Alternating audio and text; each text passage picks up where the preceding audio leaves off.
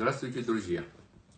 Я по национальности казах, но люблю петь киргизские песни. Я преклоняюсь перед киргизскими поэтами и композиторами за их красивые мелодии и песни. Но, к сожалению, я не был в Киргизии. Я вам сейчас спою.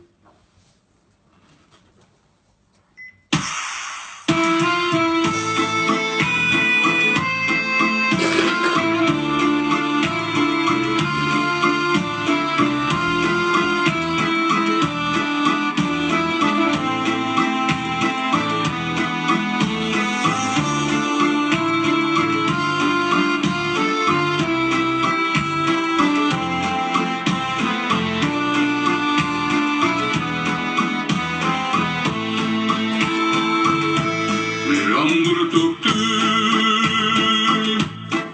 üç fasılda, mezgil attı kol şol buldu, yol karadı göz açırma met aldığına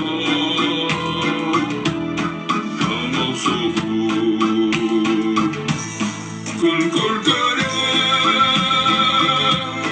yağmur döktü, boşalgında ayna gitti, yastığında geçecekti, ayrılmaydı dedi. Yağmur döktü, esge düştü, alız kaldı yastığında, darındası yürüp gezi.